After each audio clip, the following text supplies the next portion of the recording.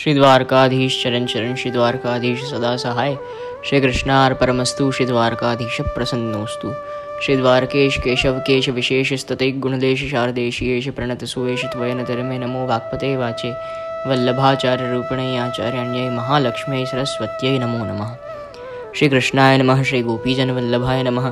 श्रीमदाचार्य चरण कमलेभ्य नमः। श्री गोसाई जी परम दयालवे नमः।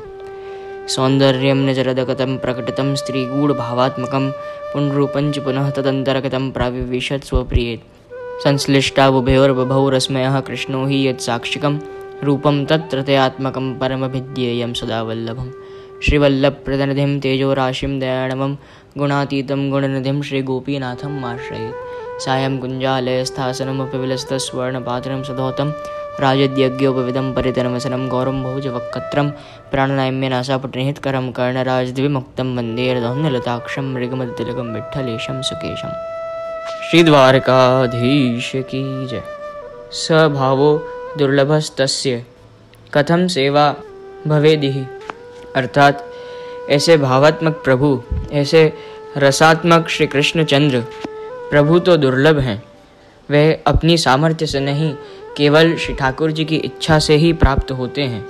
इनको सेवा इस लोक में किस प्रकार से की जाए, क्योंकि श्री ठाकुर जी की ब्रज लीलाएं और ऐसे भावात्मक स्वरूप को, रसात्मक आनंदात्मक स्वरूप को केवल श्रीमद् वल्लभाचार्य चरण की कृपा से ही समझ आ सकते हैं। इसलिए भाव स्वरूप की सेवा ही करनी चाहिए, क्योंकि भावात्मक श्री कृष्णचंद्र जी की सेवा वस्तुतः मानसी ही है। यानी यदि तुम श्री ठाकुर जी की सेवा कर रहे हो तो वो मानसी ही कहलाएगी, क्योंकि स्वयं श्री ठाकुर जी भावात्मक विराजते हैं, अपने भाव से विराजते हैं। और ये संपूर्ण पुष्टि मार्ग भी भावात्मक मार्ग ही है। इसलिए श्री ठाकुर जी भी भावात्मक हैं और श्री वल्लभाचार्य चरण भी भावात्मक हैं। इसलिए हम जो सेवा भी करते हैं वो भी भावात्मक स्वरूप से ही करते हैं, इसलिए ही वो मानसी ही कहलाती है। स्वभावो दुर्लभस्तस्य कथन सेवा भवेदिहि इति चेतत्र युज्येत समाधानमिदं पुनः। अर्थात ऐसे श्री ठाकुर जी, ऐसे भावात्मक प्रभु तो दुर्लभ हैं। इनकी सेवा इस लोक में किस प्रकार हो सकती है। यदि इस प्रकार की चिंता हमें सताए तो इस चिंता का समाधान पुनः किया जाता है। अब श्री हरिराय जी आज्ञा कर रहे हैं। भावा ही सहजः सिद्धः स्वामिनीष्वेव सर्वथा तस्य चान्य स्थितस्यात्र कथन हृदया गतिर्भवेत्। अर्थात यह सहज भाव तो केवल श्री स्वामी जियों में ही सिद्ध है। आपका जो निर्मल भाव है, जो सहज भाव है, वो केवल और केवल श्री स्वामी जी में ही है। सामान्य जीव के हृदय में यह स्वामी भाव जो श्री प्रभु की, भावात्मक प्रभु की सेवा के योग्य हों, ऐसा हृदय में भाव एक सामान्य जीव के यह स्वामिनी भाव आना किस प्रकार से संभव हो सकता है। सो न वा तथा विधान्येषां योग्यता तेन कल्प्यताम् अतस्तासां प्रसादेन कथनचितु भवेदपि। अर्थात जिस प्रकार की योग्यता श्री स्वामी जियों में है, उस प्रकार की योग्यता अन्य किसी में नहीं है। इसलिए उस प्रकार की योग्यता प्राप्त करने के लिए ऐसे प्रभु को, अत्यंत रसात्मक स्वरूप को, अत्यंत आनंदात्मक स्वरूप का रसपान करने के लिए और उनके सेवा के योग्य बनने के लिए, और ऐसे स्वामिनी जी के भाव को एक सामान्य जीव के हृदय में लाने के लिए श्री स्वामी जियों की ही कृपा अति आवश्यक है। इसलिए ही हम कहते हैं कि श्री स्वामी जी जब कृपा करें तभी श्री ठाकुर जी के समीप हम जा सकते हैं, और श्री यमुना जी कृपा करें तभी हमारा पुष्टि में प्रवेश हो सकता है। इसीलिए श्री स्वामी जियों की कृपा अति आवश्यक है। यदि हमें श्री ठाकुर जी प्राप्त करने हों, यदि उनका रसात्मक स्वरूप का पान करना हो, तो आप सभी की कृपा अति आवश्यक है। हरेरिव नरस्यास्य कठिनं तत्प्रसादनं तस्मात् कृपानिधिः कृष्णः स्वास्यमाविश्चकारः। अर्थात जिस प्रकार श्री स्वामी जी की कृपा प्राप्त करना अत्यंत कठिन है, जब आपकी इच्छा होती है तभी आप अत्यंत असीम अनहद कृपा करते हैं।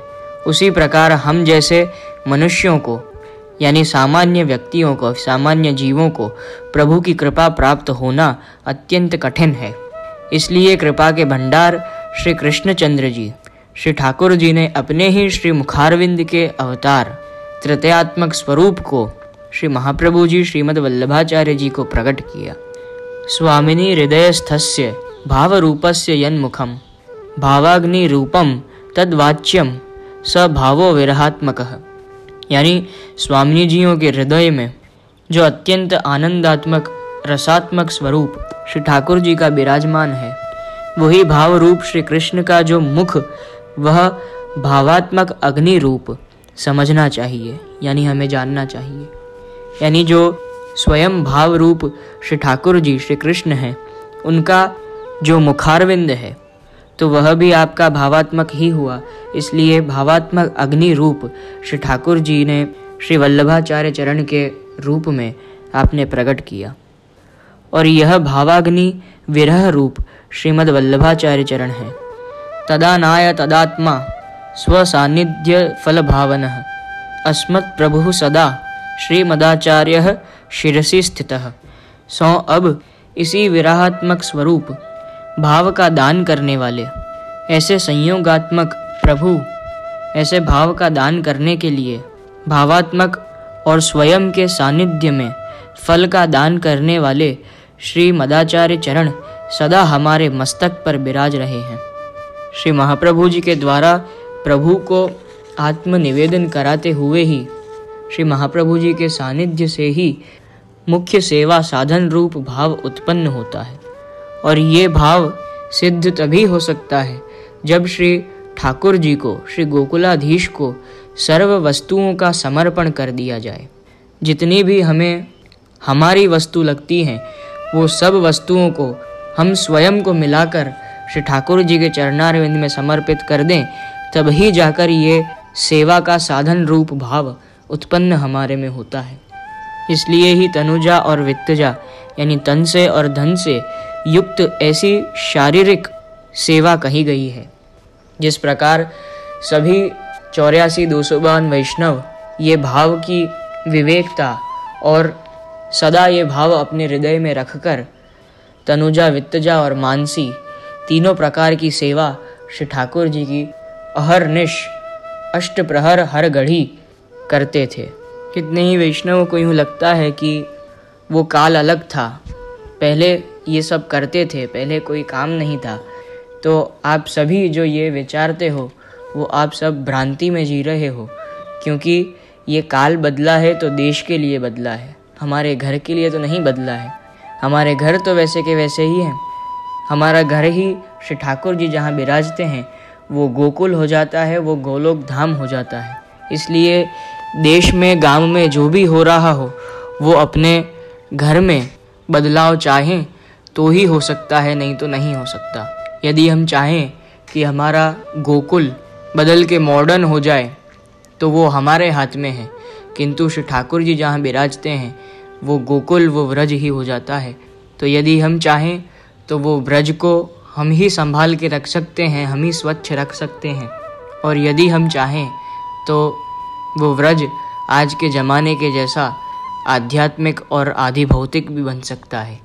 इसलिए काल बदलता है, किंतु हमारे घर के लिए नहीं, हमारे ब्रज के लिए नहीं, हमारे जो मन में गोकुल विराजमान है, हमारे मन में जो गोकुल में जो गोकुलाधीश विराजमान है, उसके लिए कुछ नहीं बदलता है।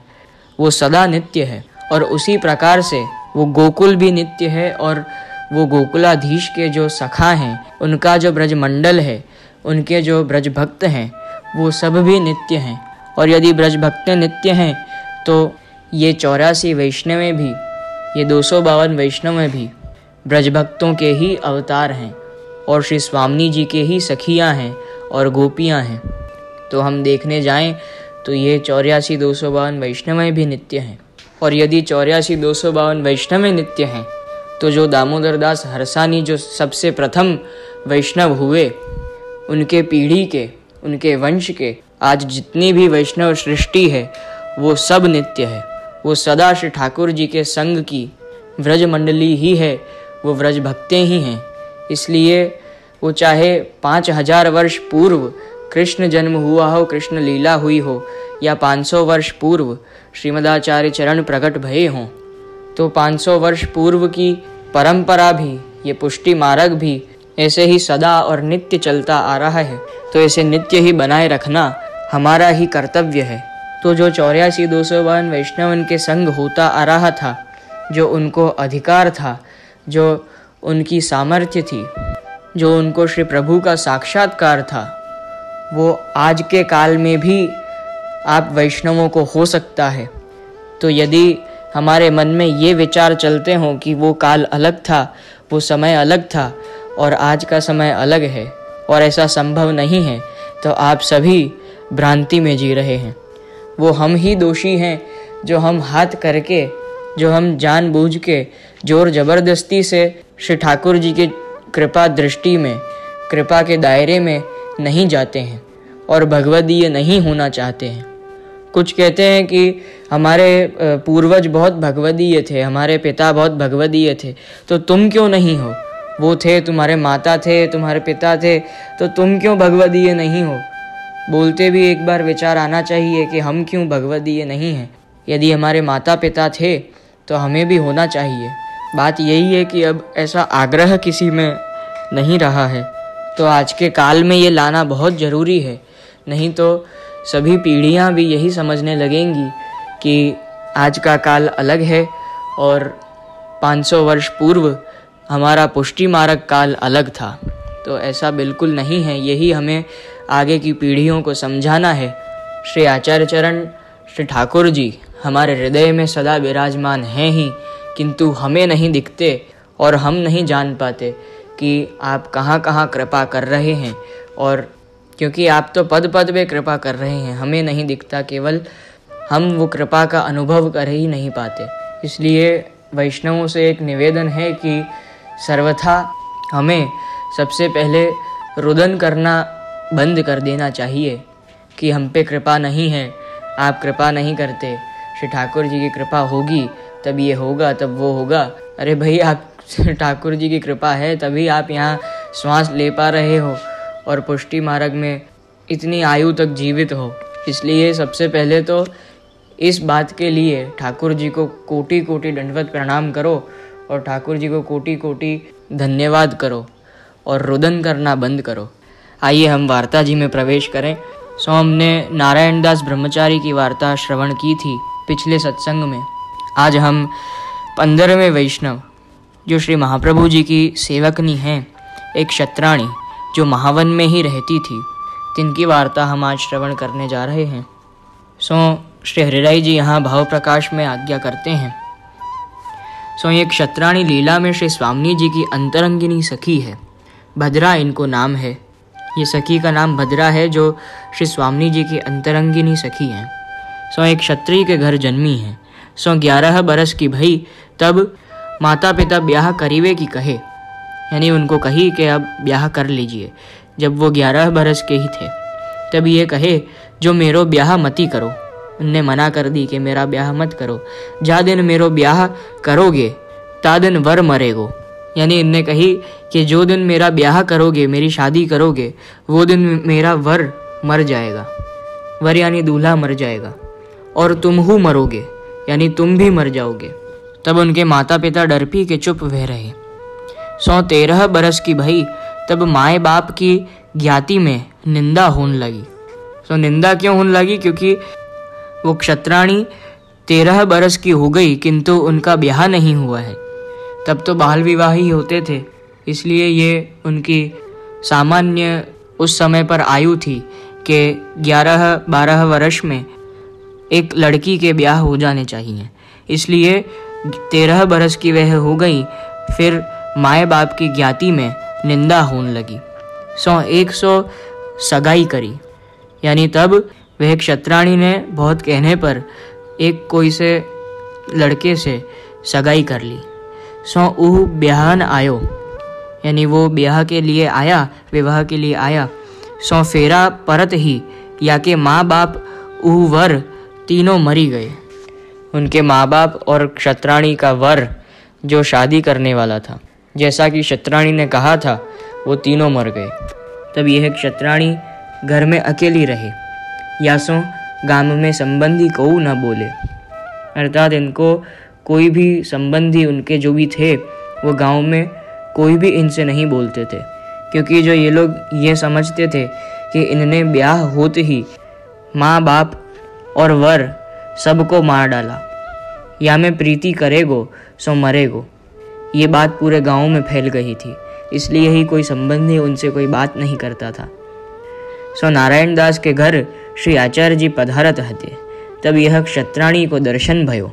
सो शुद्ध जीव हती सो जान्यो, इनकी सरणी जाइए। यानी शुद्ध दैवी जीव थी, इसलिए दर्शन मात्र से ही उनको यूं हुआ कि इनके शरण जाना चाहिए। तब श्री आचार्य जी सो विनती करी, दंडवत कियो, महाराज मुको अंगीकार करो, अब मेरे प्रतिबंध लौकिक सब छूटे हैं। तब श्री आचार्य जी नाम निवेदन कराए। तब यह क्षत्राणी ने कही, महाराज अब मोको कहाँ आज्ञा है। तब श्री आचार्य जी ने कही, भगवत सेवा करो। तब क्षत्राणी ने विनती करी कि महाराज लीला में सदा आप हु की सेवा करी है, अरु आप हु भगवत सेवा की कही, यानी लीला में तो आपकी ही सदा मैंने सेवा की है और आप मुझे भगवत सेवा की कही। सो भगवत सेवा तो बहुत लोग करत हैं, परंतु आपके चरणारविंद मिलनो बहुत ही दुर्लभ है। सो मोको साधन में मति डारो, यानी आपके चरणारविंद तो अति दुर्लभ हैं, इसलिए मुझे साधन में मत डालो। जो ये साधन रूपी सेवा है उसमें आप मुझे मत डालो, मोको सदा अपनी सेवा देव। यानी वह क्षत्राणी ने इतनी भगवदीय थी कि उनने भगवत सेवा छोड़कर आपके चरणारविंद की सेवा मांगी। सो सदा आपके संग रहूं, आपके दर्शन करूं, मुको एक आपके चरणारविंद को आश्रय है। तब श्री आचार्य जी प्रसन्न होए कि कहे, जो तू सांची कही, परंतु हमको पृथ्वी परिक्रमा करनी है, ताते स्त्रीजन को संग ठीक नहीं है। पाछे श्री आचार्य जी कुमकुम मंगाई, एक वस्त्र पर 2 चरण में कुमकुम लगाई, छाप करी, वह क्षत्राणी को दियो और कहे, इनकी सेवा करियो, मैं तो पर प्रसन्न हूँ, जो तेरो सगरो मनोरथ पूर्ण होएगो।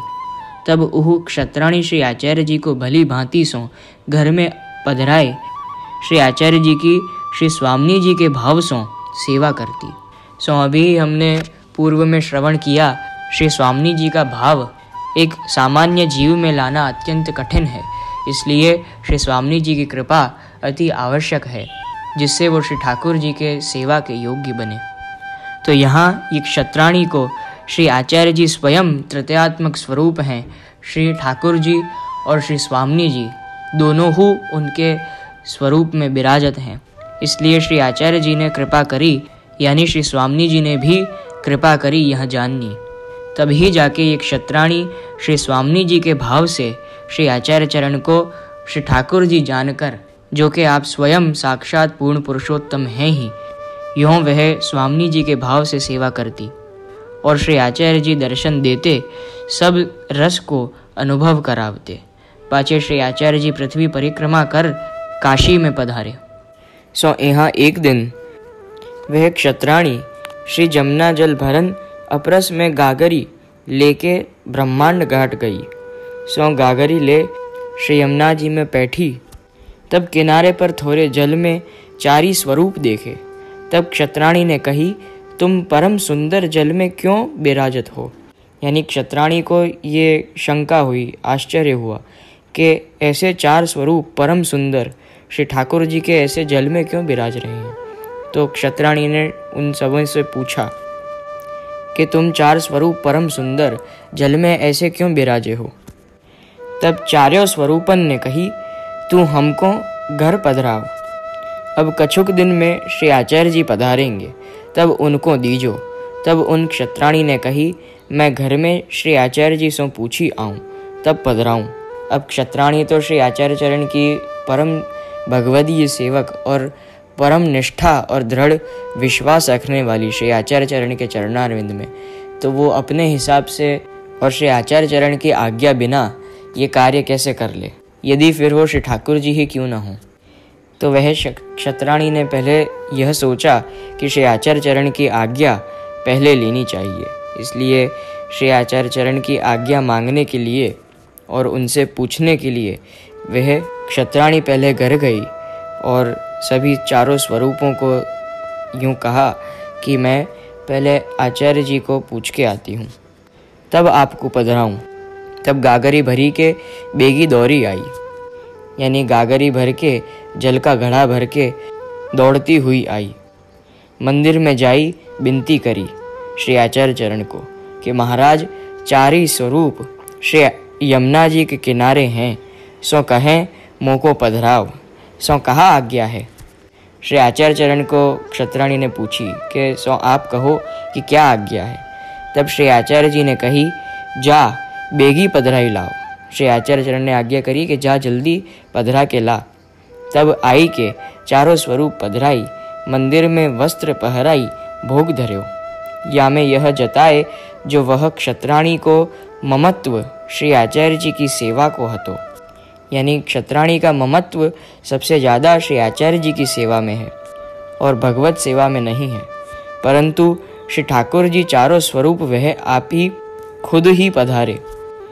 ताते जा वैष्णव के माथे श्री आचार्य जी की सेवा है, ता वैष्णव के पास श्री ठाकुर जी बिना जतन आप सौ पधारें, यानी जिनके माथे श्री आचार्य चरण की सेवा हो, श्री आचार्य चरण की चरणारविंद में दृढ़ विश्वास हो, पूर्ण निष्ठा हो, पूर्ण समर्पण हो, तो श्री ठाकुर जी वह वैष्णव के माथे अपने आप ही बिना कुछ किए आप स्वयं इच्छा करके पधार जाते हैं और अति प्रसन्न होते हैं।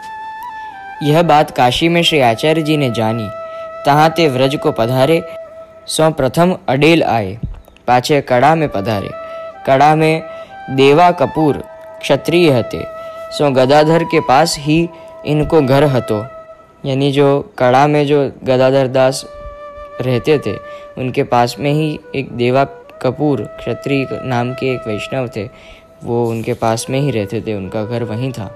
तो श्री आचार्य चरण पहले काशी से फिर ब्रज पधारे और फिर अडेल में बिराजे और अडेल के बाद आप कड़ा पधारे। सो एक दिन गदाधर दास के यहाँ वैष्णव महाप्रसाद लेत हते, गदाधर परोसत हते। सो देवा कपूर को घर कछुक ऊंचो हतो, सो देवा कपूर ऊपर ते देखत हते। सो एक वैष्णव के पास बैठे श्री ठाकुर जी भोजन करत हते, सो मूर्छा खाए। सो कौन मूर्छा खा गए? देवा कपूर मूर्छा खा गए, जो ऊपर से श्री ठाकुर जी और वैष्णवों को संग में भोजन करते देख रहे थे। तो उनने देखा कि श्री ठाकुर जी वैष्णवों के बीच में उनके ही संग भोजन कर रहे हैं। तो ये देखकर ही ऐसी लीला देखकर बेहोश हो गए, मूर्छा खा गए। सो घड़ी एक में सावधान वह गदाधर दास पास आए गए और कहे, सगरे वैष्णव कहाँ गए? यानी देवा कपूर क्षत्रिय पूछ रहे हैं गदाधर दास से कि सब वैष्णव में कहाँ चले गए। तब गदाधर दास ने कही, महाप्रसाद लेके अपने घर गए। तब देवा कपूर ने कही, तिहारे वैष्णव के बीच में श्री ठाकुर जी भोजन करत मैं देखे, सो मुको मूर्छा आई गई, सो अब दौड़ियो आयो हूँ, सो अब मुको श्री ठाकुर जी के दर्शन कैसे हुई। तब गदाधर दास ने कही, तेरे बड़े भाग्य हैं जो दर्शन भय कि श्री ठाकुर जी सब वैष्णवों के बीच में बैठकर आप स्वयं वैष्णवों के ही संग आप भोजन आरोग रहे हैं। तो गदाधर दास कह रहे हैं कि तेरे बड़े भाग्य हैं जो तोको ऐसे दर्शन भय। तब देवा कपूर क्षत्रिय ने कही, विनती करी गदाधर दास सु के कोई उपाय बताओ, मैं तिहारी शरण हूँ। यानी देवा कपूर को ऐसे दर्शन करके एकदम उनके मन में और हृदय में आतुरता होने लगी और श्री ठाकुर जी के ऐसे दर्शन की देवा कपूर को अत्यंत आरती होने लगी कि अब मुझे तो दर्शन करने ही हैं। सो फिर देवा कपूर कह रहे हैं कि जो मुको श्री ठाकुर जी मिले, सगरो जन्म यूं ही गमायो है। अब तो यूँ कह रहे हैं कि अब मुकू तो श्री ठाकुर जी मिले, क्योंकि सगरा जन्म तो ऐसे ही गमाया है। तब गदाधर दास ने कही, श्री आचार्य जी की शरण जाओ। यहाँ श्री ठाकुर जी भी कितने दयालु हैं कि जो दैवी जीव है, पुष्टि का जीव है, उसको पहले ही आप दर्शन करा देते हैं, अनुभव करा देते हैं कि उसका अधिकार कितना है। देवा कपूर क्षत्रिय को तो आपने उसके दैवी जीव होने पर श्री ठाकुर जी ने स्वयं उन्हें दर्शन करा दिए और ऐसी लीला के दर्शन कराए कि आप श्री ठाकुर जी वैष्णवों के संग विराजमान उनके संग ही भोजन कर रहे हैं। तो उनको ऐसा अनुभव हुआ कि आप कितने दयालु हैं, कितने करुणा सागर हैं। तभी उनके हृदय में ऐसा पुष्टि का तत्व जागृत हुआ कि उनको ऐसे ही श्री ठाकुर जी की दर्शन की आरती होने लगी और आतुरता होने लगी। तो ऐसे श्री ठाकुर जी परम उदार हैं। और अपन कभी कभी कहते हैं कि ब्रह्म संबंध हो गया, वैष्णव हो गए, सेवा भी हो रही है, किंतु ठाकुर जी अनुभव नहीं कराते। ठाकुर जी अनुभव तो हर एक क्षण करा रहे हैं, नित्य करा रहे हैं आपकी सेवा में। लेकिन हम ही ऐसे दुष्ट जीव हैं, हमारी आंखें इतनी कलयुग के आवरण से ढकी हुई हैं कि जो श्री ठाकुर जी नित्य अनुभव करा रहे हैं वो हम देख नहीं पाते। ठाकुर जी छोटी छोटी चीज़ों में हमको सानुभावता जताते हैं। यदि हम आपकी सेवा में बिल्कुल ही शुद्ध विचार से, बिना विकार के, बिना लौकिक वैदिक कार्यों के विचारों से ग्रसित होए श्री ठाकुर जी के पास शुद्ध भाव से जाएं और आपकी सेवा करें, तो आप क्यों हमें अनुभव नहीं कराएंगे।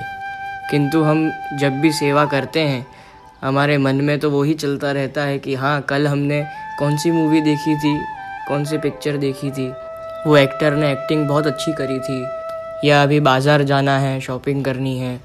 कुछ भी ऐसे ही लौकिक वैदिक कार्यों में हमारा मन सेवा के दौरान भी आसक्त रहता है। किंतु जैसे हमारे जीव हों, यानी हमारे आत्मीय हों या हमारे एकदम करीब के कोई हों, सगे संबंधी आदि, उनसे हमारी हृदय की बात शेयर करना, यानी उन्हें बताना, जैसे जो भी मेरे हृदय में है वो मैं प्रकट करूं। तो कभी कोई जीव या मनुष्य अपने हृदय की बात किसको बताता है? जो हमारे बिल्कुल करीब हो, जिस पे हमें विश्वास हो, जो हम में प्रीति रखता हो, हम उन पे प्रीति रखते हों। वैसे ही ठाकुर जी को भी अपने भक्तों को अपने हृदय की बात बताना बहुत अच्छा लगता है, प्रसन्नता देता है। आपको भी उनके संग क्रीड़ा करनी होती है, लीला करनी होती है, अपने जीवों को रसात्मक स्वरूप का दान देना होता है, अपने परमानंद रस का दान देना आपको भी बहुत पसंद है, अनुभव कराना भी आपको बहुत पसंद है। किंतु वो जीव श्री ठाकुर जी के ये सब अनुभव के योग्य तो हो, उसका पात्र तो हो, तभी तो ठाकुर जी अनुभव कराएंगे।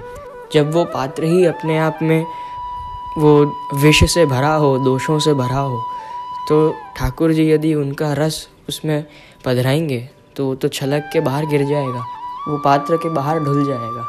तो यदि हम ही अन्याश्रय करते हों, ठाकुर जी के चरणारविंद में सही प्रीति नहीं हो, सही रति नहीं हो और सही आश्रय, दृढ़ आश्रय ना हो, तो ठाकुर जी को भी लगेगा कि ये मेरा नहीं है, मेरा अनन्य नहीं है, इसलिए इसको मैं अभी अनुभव नहीं करा सकता हूँ। तो वो कब संभव है? जब हमारा ठाकुर जी निरोध कर ले। जब 84 वैष्णवों को ठाकुर जी सानुभावता जताते थे तो ठाकुर जी पहले उनके मन का निरोध करके उन्हें सानुभाव जताते थे। क्यों? क्योंकि वो दैवी जीव, वह रसात्मक और आनंदात्मक स्वरूप के रस का योग्य, अति योग्य पात्र थे। तो कहने का मतलब ये है कि हम यदि ये 4 दिन की सेवा करके ये अगर जो ठाकुर जी से विनती करें और अपेक्षा रखें कि हमें अनुभव हो, तो वो उचित नहीं है। हाँ, संभव जरूर है यदि आपका भाव इतना दृढ़ है, हृदय में सदा श्री ठाकुर जी ही विराजते हों और ठाकुर जी के प्रति अति वात्सल्यता भाव प्रकट हो, तो ठाकुर जी 2 दिन में भी आपको सानुभावता जता सकते हैं। किंतु यदि सेवा में भी ठाकुर जी से हटके और सब चीज़ों में अपना मन लग रहा हो, कहीं फ़ोन आ रहा है तो ठाकुर जी को छोड़ के पहले फ़ोन उठाने जा रहे हैं, या श्रृंगार करते समय अपना मन और कहीं चल रहा है और हाथ यहाँ चल रहे हैं, तो ऐसे तो ठाकुर जी भी एक बार को अपन को कह देंगे तू रहने दे भैया, लौकिक कार्यों में ही तेरा मन लग रहा है, मैं और किसी से सेवा करवा लूँगा। तो हमें ऐसे थोड़ी सेवा करनी है। हमारा पूर्णतः चित्त, मन, हृदय, बुद्धि सब अपने ठाकुर जी में, ठाकुर जी के चरणारविंद में अर्पण करके, सब ठाकुर जी में लगाकर हम सेवा करें, तब जाकर अपना निरोध सिद्ध होता है। कि जब ठाकुर जी भी यूँ कहने लगें कि हाँ तू मेरा है, हम तो रोज़ ठाकुर जी से विनती करते ही हैं कि आप हमारे हो, आप हमारे हो, किंतु जब ठाकुर जी साक्षात आप यूँ आज्ञा करें कि हाँ ये जीव मेरा है, यानी भक्त और हरि दोनों की अरस परस एक समान प्रीति हो जाए, उसे निरोध दशा कहा गया है। जैसे गज्जन धावन को थी, उनकी वार्ता में आता है ना कि जब अक्का जी ने गज्जन धावन को पान बीड़ा लेने भेजा था, तब वह तो थोड़ी 2-3 दुकान चलते ही वहाँ मूर्छा खा गए थे, ज्वर चढ़ गया था। क्यों? क्योंकि उनको निरोध दशा सिद्ध थी, व्यसन दशा सिद्ध थी कि वह श्री ठाकुर जी के बिना रह नहीं सकते थे, एक क्षण भी रह नहीं सकते थे। तो उनको तो विरह के ताप से वो ज्वर चढ़ गया और वहीं मूर्छा खा गए। तो भोग धरने का समय आया, तब श्री नवनीत प्रिया जी ने आज्ञा की कि मेरो गज्जन आवेगो तभी मैं रोकूंगा। तो यहाँ क्या सिद्ध हुआ? श्री ठाकुर जी ने अपने भक्त को अपना माना। चलो एक बार को तो भक्त को ठाकुर जी के बिना नहीं रहा जाता, वो माने, किंतु जब ठाकुर जी को भक्त के बिना न चले, जब ठाकुर जी को भी अपने जीव का व्यसन हो जाए कि भाई ये नहीं आएगा तो मैं भोजन नहीं करूँगा, ये नहीं आएगा तो मैं सोऊंगा नहीं, पढ़ूंगा नहीं, जब ठाकुर जी की भी ऐसी हालत हो जाए कि भक्त के बिना उनको रहा नहीं जाता, तो श्री नवनीत प्रिया जी को गज्जन धावन के बिना नहीं रहा जाता। गज्जन धावन कहीं दूर चले जाते तो नवनीत प्रिया जी भी रूठ जाते। तो यही व्यसन दशा और यही वो भक्त का निरोध श्री ठाकुर जी ने किया। तो ऐसे ही 84 वार्ताओं में भी वह 84 वैष्णवों का, वह निर्गुण वैष्णवों का ऐसे ही आपने सबसे पहले निरोध किया, जो वह तो स्वयं धर्मी स्वरूप थे ही, तो उनका सबसे पहले निरोध किया। ठाकुर जी ने उनका मन हरा, मोहित किया, अपने स्वरूप में आसक्त किया। जैसे देवा कपूर को अपने स्वरूपानंद का दान करके, दर्शन करा के उनको अपने स्वरूप में आसक्त किया है, तब जाके उनको अति ही आतुरता हुई, उत्कंठा जगने लगी कि अब मुझे तो श्री ठाकुर जी के दर्शन करने ही हैं, मुझे तो आपको प्राप्त करना ही है। तब जाके उनने गदाधर दास से विनती की। तब गदाधर दास ने ये कहा कि श्री आचार्य जी की कृपा से वैष्णव को श्री ठाकुर जी मिले हैं, तो तुम उनकी ही शरण जाओ, उनकी ही कृपा से तुम हु को मिलेंगे, यानी उन्हीं की कृपा से तुमको भी श्री ठाकुर जी जरूर मिलेंगे। अब काशी ते पधारे हैं, सो 2-4 दिन में यहाँ पधारेंगे, गदाधर दास कह रहे हैं। सो देवा कपूर नित्य गदाधर दास के यहाँ आई पूछें, यानी रोज गदाधर दास के घर देवा कपूर क्षत्रिय नित्य आते और पूछते कि श्री आचार्य चरण पधारे क्या। ऐसे नित्य आरती बढ़ती ही रहती। सो घर को कार्य भूल ही गए, सब घर का काम भूल गए। सो 2-4 दिन पीछे श्री आचार्य जी कड़ा में पधारे। तब देवा कपूर आई के श्री आचार्य जी को दंडवत कियो। अब इतनी आरती बढ़ गई उनकी कि श्री आचार्य चरण को दंडवत करके आपने विनती करी कि महाराज कृपा करी के मुकु शरण लीजिए। तब गदाधर दास ने श्री आचार्य जी से देवा कपूर के सब समाचार कहे। या प्रकार या को वैष्णवन में श्री ठाकुर जी के दर्शन करी आरती भई है, यानी सब समाचार श्री आचार्य चरण को गदाधर दास ने कहे कि कैसे देवा कपूर की आरती बढ़ी है और स्वरूप में आसक्त हुए हैं। और श्री आचार्य चरण को आपने बताया गदाधर दास ने कि ये दैवी जीव हैं। तब श्री आचार्य जी प्रसन्न वह देवा कपूर को नाम निवेदन करायो।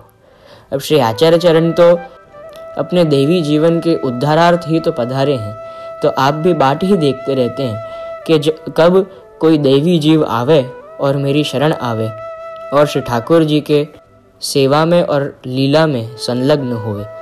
तो आचार्य चरण को भी कोई दैवी जीव आता है, नाम निवेदन उसके आग्रह से करवाता है तो आचार्य चरण को भी बहुत प्रसन्नता होती है। इसलिए यहाँ आज्ञा करी है कि तब ही श्री आचार्य जी प्रसन्न वह देवा कपूर को नाम निवेदन करायो। तब देवा कपूर ने विनती करी, अब हमको कहा आज्ञा है। तब श्री आचार्य जी कहे, तुम हु हमारे संग ब्रज चलो, तहाँ श्री ठाकुर जी तिहारे माथे पधराई देंगे, तुम सेवा करियो। तब देवा कपूर की स्त्री घर रही, देवा कपूर संग चले।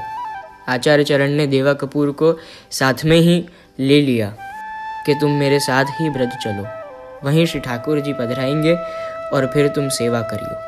पाछे श्री आचार्य जी आगरे पधारे। सो आगरे में गज्जन धावन क्षत्रिय हते। सो इनके पिता पास द्रव्य बहुत हतो, चारी बेटा हते। तामे गज्जन धावन छोटे हतो और घर में गज्जन धावन की माता हती। स्त्री जन में कोई न हतो। सो गज्जन के पिता ने नाव के ऊपर भवैया को नाच करायो। तो भवैया मतलब यहाँ पे नाचने वाले, जो मतलब ड्रामा करने वाले होते हैं, जहाँ तक मुकू खबर है।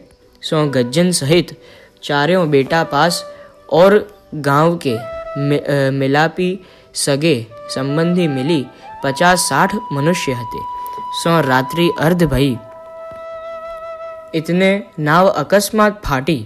सो सगरे डूबे। तो क्या हुआ, नाव एकदम से फट गई बीच में से, तो सभी पानी में डूब गए। अच्छा, तो तब क्या हुआ, एक गज्जन के हाथ में नाव को टूक पड़ो, यानी वो गिर रहे थे, डूब रहे थे, तब एक नाव का टूक उनके हाथ में आ गया। सो गज्जन ने पकड़ो, उनने पकड़ लिया। सो वह टूक बही के आगरे ते कोस चारी पर गयो।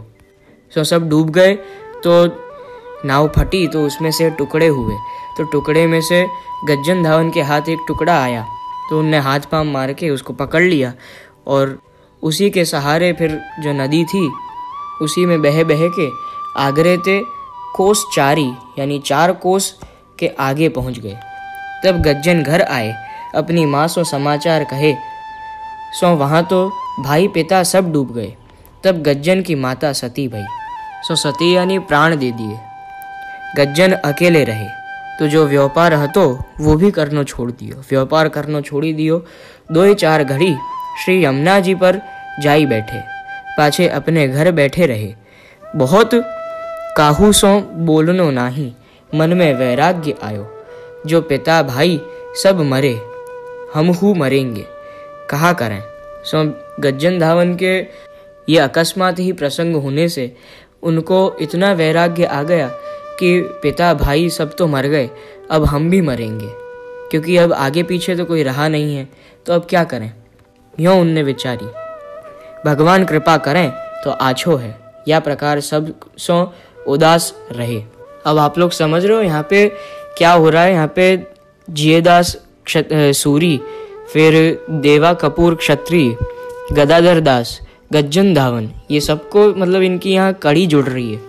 जो अपन ने क्षत्राणी की वार्ता में सुना था कि 4 स्वरूप मिले और उनको आज्ञा करी कि हमको आपके घर पधराओ, श्री आचार्य चरण पधारेंगे, तब उनको दीजो। तो अब यहाँ जियेदास सूरी क्षत्रिय जो आगरे में रहते, अब उनकी पूर्व की घटना पीछे की आप यहाँ लिख रहे हैं कि कैसे आप गज्जन धावन को मिले और सब एक साथ में कैसे आए, श्री आचार्य चरण के पास कैसे आए। तो अब यहाँ बता रहे हैं, और जियेदास सूरी क्षत्रिय हु आगरे में रहते, माने गज्जन धावन भी आगरे में आए, जियेदास सूरी भी आगरे में ही रहते। सो जियेदास बरस 60 के भय सो आगरे में कोतवाली किए, सगरे आगरे को न्याय करते। सो कोतवाली यानी न्याय करने वाला। सो एक दिन एक ब्राह्मणी को और एक शूद्र को झगड़ो आयो। सो ब्राह्मणी के पास शूद्र ने द्रव्य लीनो, सो दिए नहीं। सो शूद्र ने ब्राह्मणी के पास से द्रव्य लिया, लेकिन उसको वापस लौटाया नहीं। तब ब्राह्मणी पुकारी, तब शूद्र ने कछु रुपया जियेदास को दिए और कहो, जो ब्राह्मणी को झूठी करियो, यानी तुम जो भी न्याय करो तो उसमें तुम ब्राह्मणी को झूठा साबित कर देना। उसके लिए उनने जियेदास क्षत्रिय को पैसे दिए। और कहो जो ब्राह्मणी को झूठी करियो। तब जियदास ने ब्राह्मणी को लोभ के वश में आके झूठी किए, जोरावरी फारकती लिखाए दिए। सो वह ब्राह्मणी तो कल्पे, सो जियदास के सगरे शरीर में कोड़ पड़ो। सो अब यहाँ क्या हुआ, दैवी जीव है किंतु अभी बहिर्मुख है, तो गलत काम किया और ठाकुर जी के शरण में नहीं है, तो क्या हुआ, सीधा तुरंत ही कोढ़ पड़ गया। ऐसा अपराध पड़ा कि उनका शरीर पूरा कोढ़ से भर गया। तब जियदास दैवी हैं, माने जियदास दैवी तो हैं, ताते ज्ञान भयो, तो दैवी हैं तो उनको ज्ञान हुआ कि भाई ये जो मैंने किया वो बहुत बुरा कार्य किया, जो मैं ब्राह्मणी को लोभ के बस झूठी कीनी, जबकि ब्राह्मणी का कोई दोष नहीं था। ताते यह कोतवाली को काम महाबुरो है। तब उनको ये अपने अंदर से हृदय से ग्लानि हुई। तब कोतवाली छोड़ी, वह ब्राह्मणी को बुलाए कहे, माता मैं लोभ के बस झूठी तुमको या रीति सो कीनी, सो ब्याज सहित रुपया मोसो ले जाओ। त्यारे अपराध ते मेरी यह गति भई है। सो ब्याज सहित वाको रुपया दिए और 10 रुपया और अपनी ओर ते दीने, यानी अपनी ओर से और ऊपर से 10 रुपये दिए। तब वह बहुत आशीर्वाद देने लगी। तब ते जियदास हु वैराग्य करी श्री यमुना जी के किनारे जाई बैठे। यानी अब देखो कि गज्जन धावन भी यमुना जी के किनारे ही आते हैं बिल्कुल वैराग्य पाके, और अब जियदास श्री ठाकुर जी जियदास सूरी को भी वैराग्य देके ये संबंध संयोग बैठा रहे, तो वैराग्य करी श्री यमुना जी के किनारे जाई बैठे। सो तीसरे प्रहर घर आई खान पान करते, यानी रोज जाते यमुना जी के किनारे। कछुक दिन में जियदास की देह आछी भई। तो अब क्या हुआ, जियदास को ये ग्लानि तो हो ही गई कि मैंने जो कार्य किया है वो बहुत बुरा है, अपराध हुआ है। तो ये ग्लानि की वजह से उनको पश्चाताप हुआ और यमुना जी के किनारे पर बैठने से श्री यमुना जी की कृपा हुई। यही कारण जियदास की देह अच्छी हो गई, स्वस्थ हो गई और कोढ़ सब जात रहो चला गया। सो अब यहाँ देखो, पाछे एक दिन गज्जन श्री यमुना जी के तीर पे बैठे हते, तहाँ जियदास हु आए बैठे पास। तो अब दोनों वैराग्य सहित श्री यमुना जी के तीर पर जाते ही थे, तो वो दोनों एक दूसरे से मिले। तब परस्पर बतराए, तब परस्पर बात की। तब गज्जन ने अपनी बात कही, जो हमारे पिता भाई सब डूब के मरी गए हैं, माता सती भई है, तब ते वैराग्य भयो है। अब एक दूसरे से बता रहे हैं कि मेरे जीवन में क्या घटित हुआ, मुझे वैराग्य कैसे आया, और वो अपनी बात बता रहे हैं। तब जियदास ने अपनी बात कही, जो मैं ब्राह्मणी को द्रव्य अन्याय करी के लियो, तामे मेरी देह बिगड़ी, तब ज्ञान भयो, तब मुकु वैराग्य आयो। अब कोई प्रकार भगवान की प्राप्ति होए तो आछो है। अब दोनों यूँ विचार रहे हैं कि अब कैसे भी करके भगवान की प्राप्ति हो तो हमारा जीवन सफल हो। अब ऐसे अधर्म करके, ऐसे कार्य करके अपराध तो बहुत कर लिए और बहुत घूम लिए ये संसार में, लेकिन अब अगर जो भगवान मिले तो बहुत अच्छी बात है। तब गज्जन ने कही, चाह तो मेरी भी ऐसी ही है, यानी चाह मेरे हु है, मतलब मुझे भी श्री ठाकुर जी की प्राप्ति करनी है, परंतु कैसे मिलें? भगवान तो कोई बड़े महापुरुष की कृपा होए तो मिले हैं। ये दोनों जानते हैं कि महापुरुष कोई मिले तब ही कृपा करें, तब श्री ठाकुर जी मिलेंगे। तब जियदास ने कही, जो सो तो साच है, परंतु हम महापापी हैं, हमको महापुरुष कहाँ मिलें? कि भाई हम तो पाप से भरे हुए हैं, हमको महापुरुष तो कैसे ही मिलेंगे? ये उनको वैराग्य दशा में ऐसे विचार आ रहे हैं। सो अब भगवान को आश्रय करी, श्री यमुना जी को आश्रय किए हैं। अब यहाँ देखो, आश्रय भी किया तो किसका? यमुना जी का, जो साक्षात श्री कृष्ण रूपा ही हैं, जो सकल सिद्धि की दाता हैं और जिनकी कृपा से ही श्री ठाकुर जी प्राप्त होते हैं, और वहीं वो बैठे हैं दोनों। तो श्री यमुना जी का आश्रय करने से अधिक अच्छा तो और क्या ही हो सकता है। तो उनने सोचा कि जो बने सो यही, या प्रकार दो जने नित्य मिलें, बातें करें यमुना जी के तीर पे। सो ऐसे करत कड़ा सो श्री आचार्य जी आगरे पधारे। अब श्री यमुना जी का आश्रय किया ही है तो आचार्य चरण कैसे देर बाद देख सकते हैं? तो आप भी कड़ा सो श्री आचार्य जी आगरे पधारे। सो श्री यमुना जी के तीर संध्या वंदन करत हते, इतने में गज्जन और जियेदास आए। सो श्री आचार्य जी को दर्शन भयो, और आप आचार्य चरण तो कोटि कंदर पलावण्य साक्षात पूर्ण पुरुषोत्तम तो हैं ही। तब दोनों ने दर्शन करके यूं एक दूसरे से परस्पर बतराए, ये महापुरुष हैं, कि इनको तो देखकर ही लग रहा है कि महापुरुष हैं, इनकी शरण जाएं। उन दोनों को ये विचार आया कि इनकी ही शरण जाना चाहिए। पाछे गज्जन ने कृष्णदास मेघन से पूछ्यो, जो ये कौन है? तब कृष्णदास मेघन ने कही, ये श्री वल्लभाचार्य जी हैं। दक्षिण में काशी में मायावाद खंडन करी भक्ति मार्ग स्थापन किए, प्रकट किए। तब गज्जन ने और जियेदास ने दंडवत करी, श्री आचार्य चरण के समक्ष आकर दंडवत करके विनती करी कि महाराज, हम संसार समुद्र में डूबत हैं, हमको शरण ले उद्धार करो। तब श्री आचार्य जी ने श्री यमुना जी में नहाए की आज्ञा करी और फिर नाम निवेदन करायो। अब यहाँ देखने जाएं तो श्री आचार्य चरण कितने सहज में आपको मिल गए।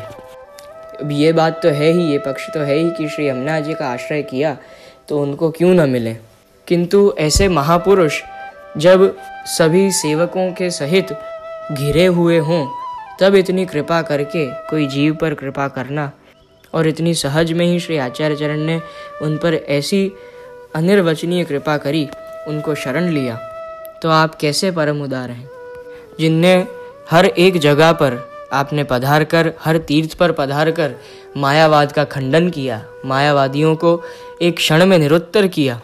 ऐसे महापुरुष, ऐसे आचार्य चरण, ऐसे कृपा के सागर जब अपन पर एक दृष्टि मात्र भी कर दें तो हमारे लिए तो कृतार्थ होना ही जानना चाहिए। सो जियेदास क्षत्रिय और गज्जन धावन के नाम निवेदन होने के पाछे जियेदास ने कही कि महाराज, हमारे घर पधारो। तब जियेदास के घर पधारे। जियेदास के बेटा दो हते, पुरुषोत्तम दास और छबील दास। तिनको नाम निवेदन कराए। पाछे गज्जन को घर खाली हतो। गज्जन के साथ तो कोई था नहीं, उनके आगे पीछे था नहीं। तहाँ पधारी के सामग्री करी, भोग धरी भोजन किए। वाह! गज्जन को जियेदास को जूठन दिए। तब गज्जन ने जियेदास ने विनती करी कि महाराज, अब हमको कहाँ कर्तव्य है। तब श्री आचार्य जी कहे, हमारे संग श्री गोकुल चलो, 2 जनेन को श्री ठाकुर जी पधराई देंगे, सो सेवा करियो। तब गज्जन और जियेदास संग चले। अब देखो, श्री आचार्य चरण ने भी इन दोनों को अपने संग ही चलने को कहा कि गोकुल चलो, तुमको वहाँ ठाकुर जी पधराएंगे। आचार्य चरण पहले से ही आज्ञा कर रहे हैं कि तुमको वहीं ठाकुर जी पधराएंगे, और जियेदास और गज्जन धावन को यूँ तो आज्ञा करी ही, और उससे पहले देवा कपूर को भी कड़ा से संग लेके चले हैं। तो अब विचार करो कि कहाँ कड़ी बैठेगी। तो अब देवा कपूर क्षत्रिय और जियेदास और गज्जन धावन की अपन ने वार्ता सुनी कि ये कैसे श्री आचार्य चरण के शरण में आए। अब यहाँ गोकुलनाथ जी आज्ञा कर रहे हैं नारायण दास ब्रह्मचारी की। सो नारायण दास ब्रह्मचारी महावन में रहते। सो इनको पिता मथुरा में जाई क्षत्रिय पास जीविका लावतो, तासो निर्वाह करतो। सो एक दिन नारायण दास को संग ले मथुरा आयो। सो एक क्षत्रिय के घर जाई कछु मांग्यो।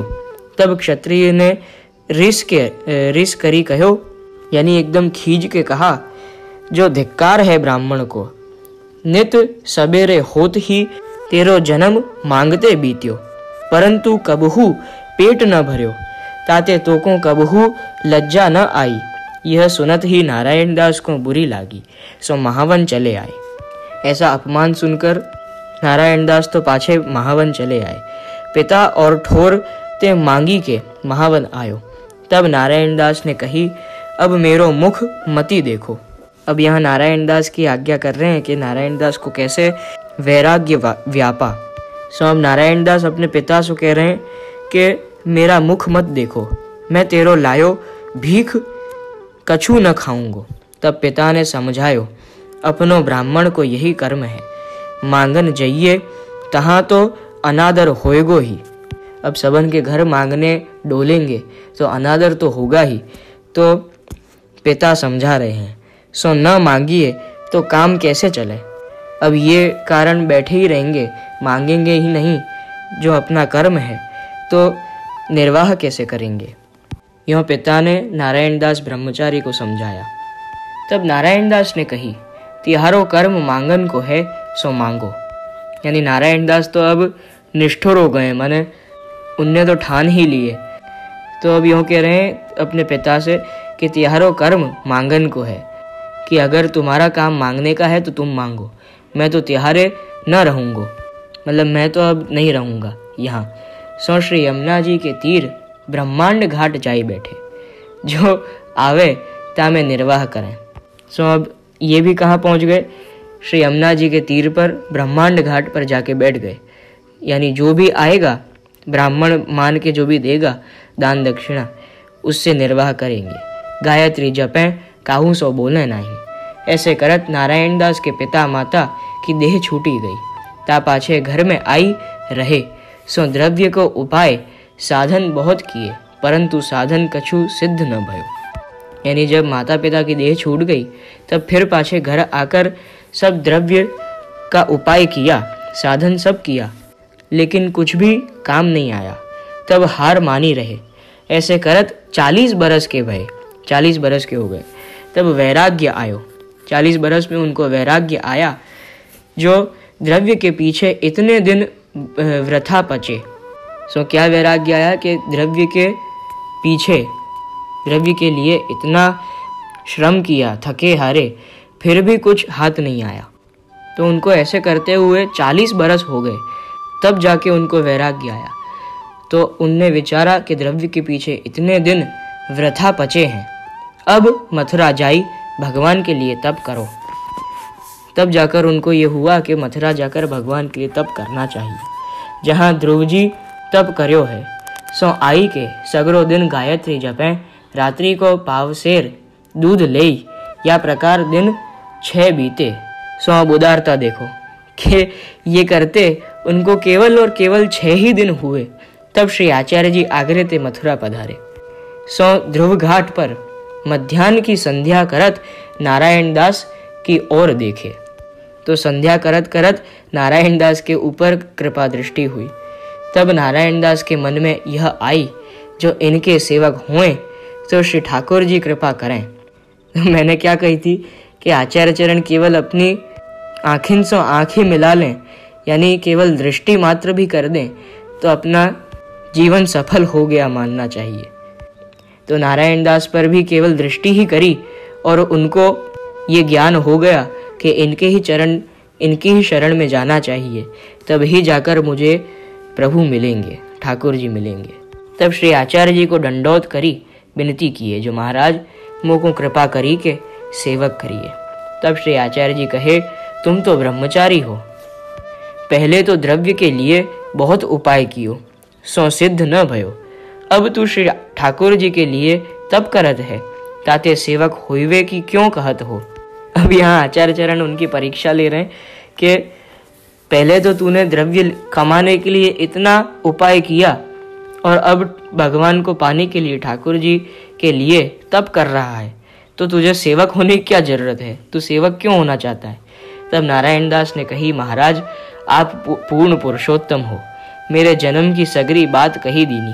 क्या कह रहे हैं कि आप तो पूर्ण पुरुषोत्तम हो, मेरे जन्म की सगरी बात कही दीनी। सो आपकी कृपा बिना श्री ठाकुर जी दुर्लभ हैं, ताते अब मैं बहुत भटक्यो और अब आप मुँह पर कृपा की दृष्टि करी, तब मेरो मन सेवक होन को भयो है, तैसे कृपा करी के शरण लीजिए। तो अब यहाँ नारायण दास क्या कह रहे हैं आचार्य चरण से कि आप तो कृपानाथ पूर्ण पुरुषोत्तम हो, मेरे जन्म की सगरी बात कही दीनी। क्या कही दीनी कि मैं पूरे जीवन, मेरे 40 बरस केवल संसार समुद्र में भटका ही हूँ, यहाँ से वहाँ भ्रमित ही हुआ हूँ। ये आपने मुझे एक बार में ही कह दी अपने कटाक्ष के वचन से कि सेवक होवे को यह अर्थ है, यानी गुरु करने का ये अर्थ है कि पूरे जीवन भटका द्रव्य के लिए, भगवान के लिए, पर गुरु नहीं था, एक मार्गदर्शक नहीं था तो भगवान कैसे ही मिलेंगे। तब उनने कहा कि आपकी कृपा बिना श्री ठाकुर जी दुर्लभ हैं, यानी गुरु बिन गोविंद नहीं मिल सके। चाहे कितने भी प्रयास कर लो, कितनों जीवन खपा लो, किंतु अपने आचार्य चरण की कृपा बिना उनको भूल के श्री ठाकुर जी तो कदापि कभी भी जीवन में नहीं मिल सके। सो नारायण दास भी विनती कर रहे हैं कि अब आपकी कृपा दृष्टि हुई है, यानी अब आपने मुझे नाथ्यो है, आपके चरणारविंद में लियो है, तो अब तो श्री ठाकुर जी सामने से मेरे पास मुकु प्राप्त होंगे। तब मेरो मन सेवक होन को भयो है। सो यहाँ ये गुरु के प्रति इतना महात्म्य और भाव बताया है कि श्री आचार्य चरण ने उनको टोंट मारा, कटाक्ष वचन में कहा कि तूने तो इतना द्रव्य के लिए उपाय किया था, फिर भी तोकू तो वो सिद्ध न भयो, और अब तू श्री ठाकुर जी के लिए तप करत है, तो तोकू सेवक होने का जरूरत है, तेरे सेवक क्यों होना है। तो नारायण दास यही बात समझ गए कि आचार्य चरण टोंट मार रहे हैं, कि प्रभु परीक्षा ले रहे हैं। तो अब यहाँ देखो नारायण दास ब्रह्मचारी भी यहाँ संग में मिल गए। जो 3 श्री आचार्य चरण उनको उठा के लाए थे, उनको आज्ञा करी थी जियदास और गज्जन धावन और देवा कपूर को कि तुम संग चलो, तो वो यही कारण यहाँ पे नारायण दास भी मिल गए हैं। तो अब आगे प्रभु की लीला देखें। अब गोकुलनाथ जी आज्ञा कर रहे हैं, तब श्री आचार्य जी नारायण दास को नाम निवेदन कराए। तब नारायण दास ने विनती करी कि महाराज अब हमको कहा कर्तव्य है, सो आज्ञा दीजिए। तब श्री आचार्य जी कहे, हमारे संग महावन को चलो, तिहारे माथे श्री ठाकुर जी पधराई देंगे, तिनकी तुम सेवा करियो।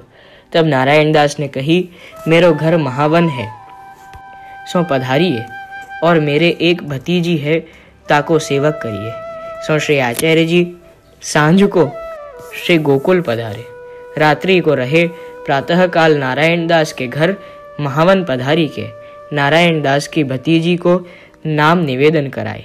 इतने ऊह महावन में क्षत्राणी सो चारों स्वरूप ने कही, श्री आचार्य जी नारायण दास के घर पधारे हैं, तहाँ हमको ले चलो।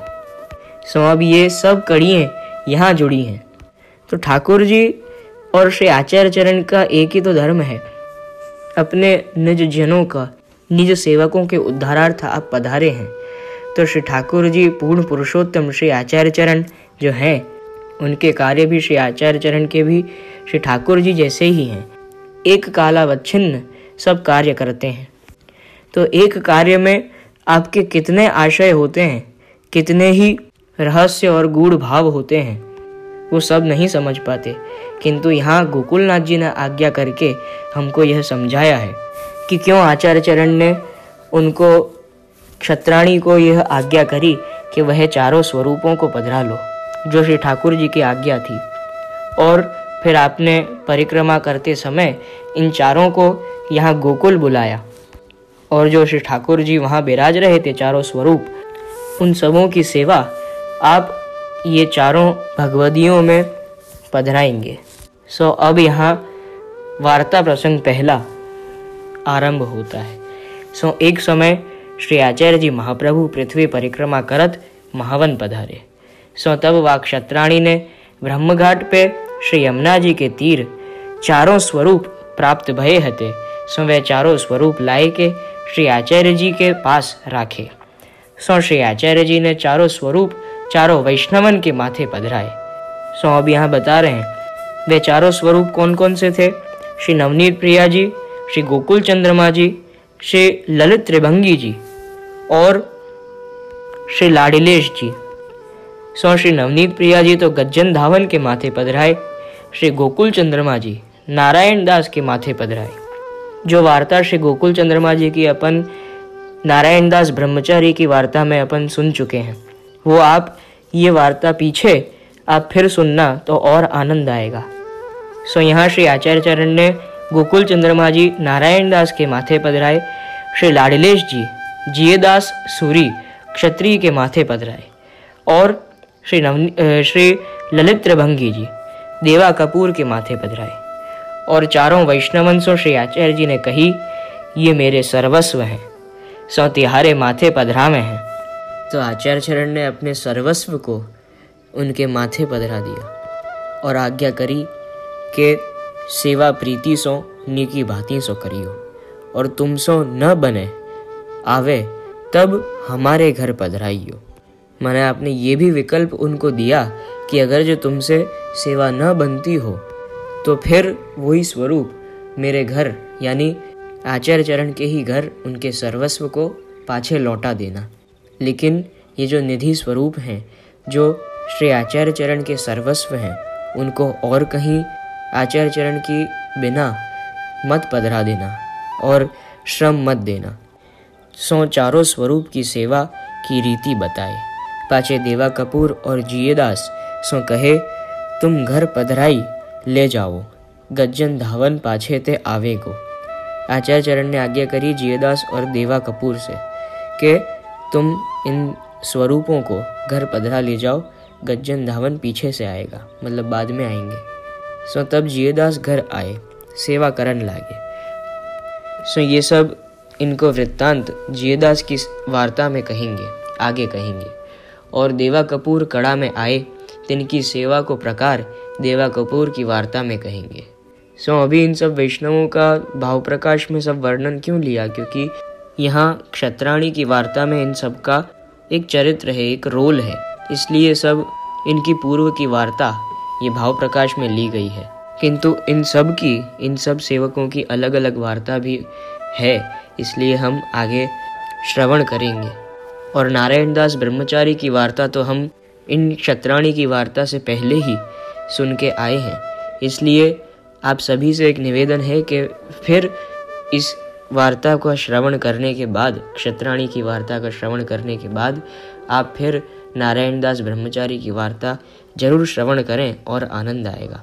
सो गोकुलनाथ जी यहाँ आज्ञा कर रहे हैं, नारायण दास को सेवा की रीति बताए। सो नारायण दास ने सेवा करी। सो नारायण दास की वार्ता में पहले कही आए हैं। अब वार्ता प्रसंग दूसरो।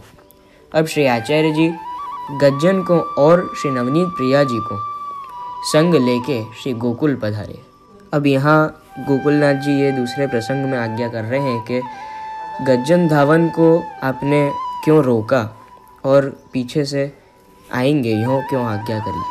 तो यहाँ आज्ञा करते हैं कि नवनीत प्रिया जी को संग लेकर श्री गोकुल पधारे। संग में दामोदर दास हरसानी और कृष्णदास मेघन है। सो गोकुल आए। प्रातःकाल जन्माष्टमी हती। क्यों रोका? क्योंकि प्रातःकाल जन्माष्टमी थी। सो श्री गोकुल में उत्सव किए। गोकुल में ही आपने उत्सव किया। एक दहेंडी दही सो दही कादो किए। और अब यहाँ वर्णन कर रहे हैं कि एक उपरना में श्री नवनीत प्रिया जी को झुलाए, एक उपरना में ही आपने जन्माष्टमी करी, एक और दामोदर दास ने पकड़ी, एक और कृष्णदास मेघन ने पकड़े। गज्जन ने नृत्य कियो। श्री आचार्य जी पालने झुलाए। साक्षात नंदराय जी, यशोदा जी, ब्रजभक्त गोप गोपी सब नंदालय की लीला प्रकट करी। सो एक नवनीत प्रिया जी को उपरना में ही आपने पालना झुलाया और वहीं नंदालय की लीला सब प्रकट कर दी। और सभी वहाँ पे जो सेवक मौजूद थे उन सबन को अनुभव करायो। पाछे गज्जन को श्री नवनीत प्रिया जी पधराई, आगरे को विदा किए। सो गज्जन आगरे आई सेवा किए। सो प्रकार गज्जन की वार्ता में ऊपर कही आए हैं। पाछे श्री आचार्य जी पृथ्वी परिक्रमा को पधारे। सो ऊह क्षत्राणी श्री आचार्य जी की ऐसी कृपा पात्र ही तिनको श्री आचार्य जी की सेवा पे दृढ़ भाव हतो। चार स्वरूप प्रथम ही पधारे, पर श्री आचार्य जी की सेवा में ममत्व राखे, कहीं डगी नहीं। सो इनकी वार्ता गूढ़ है। सो यहाँ बहुत प्रकाश नाही कियो है। श्री द्वारकाधीश की जय। सो अब यहाँ दूसरे प्रसंग में ऐसी अद्भुत लीला दिखा के श्री आचार्य चरण ने अपन को ये जताया है कि यथाशक्ति जो भी साधन बन सके, जो भी सुविधा बन सके, ठाकुर जी को उसमें ही सुहाता है। केवल भाव शुद्ध होना चाहिए। आचार्य चरण ने तो जन्माष्टमी के दिवस पे, जन्माष्टमी के महामहोत्सव पे, महापर्व पे क्या किया? केवल एक उपरना से श्री नवनीत प्रिया जी को पलना झुलाया। जबकि देखा जाए तो अपने पुष्टि मार्ग में जन्माष्टमी का पर्व सबसे बड़ा पर्व होता है और सबसे अधिक क्रम सेवा का जन्माष्टमी पर ही होता है। ऐसा और कोई भी उत्सव या मनोरथ पर नहीं होता।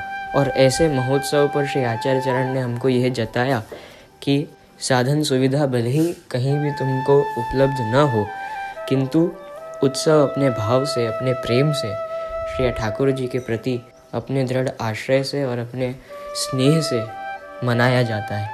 उसमें कुछ भी बाधा नहीं करता। ऐसे भारी पर्व पे जिस दिन सबसे भारी सेवा का क्रम श्री ठाकुर जी के वहाँ होता है, तब आचार्य चरण ने केवल एक उपरना से श्री नवनीत प्रिया जी को पालना झुलाया। एक ओर से दामोदर दास हरसानी ने पकड़ा और एक ओर से कृष्णदास मेघन जी ने पकड़ा, किंतु फिर भी वहाँ नंदालय की लीला प्रागट्य हो गई। सभी ब्रजभक्त गोप ग्वाल नंदराय जी, यशोदा जी सहित वहाँ नंद महोत्सव के पर्व पर साक्षात प्रकट हो गए। तो हमारे में कमी है तो केवल आश्रय की और दृढ़ विश्वास और भाव की, स्नेह की। यदि विवेक, धैर्य, आश्रय ये तीनों हमारे में हों तो उत्सवों पर, मनोरथों पर, महोत्सवों पर अनिर्वचनीय आनंद, महाअलौकिक आनंद भी उत्पन्न हो सकता है। तो आज के वार्ता प्रसंग को और आज के सत्संग को हम यहीं विराम देते हैं। श्री द्वारकाधीश की जय। सौंदर्यं निजृदगतं प्रकटितं स्त्रीगूढभावात्मकं पुनरूपञ्च पुनः तदन्तर्गतं प्रावेशत् स्वप्रिये संश्लिष्टावुभयोर्बभौ रश्मयः कृष्णो हि यत्साक्षिकं रूपं तत्प्रत्ययात्मकं परमभिध्येयं सदा वल्लभम्।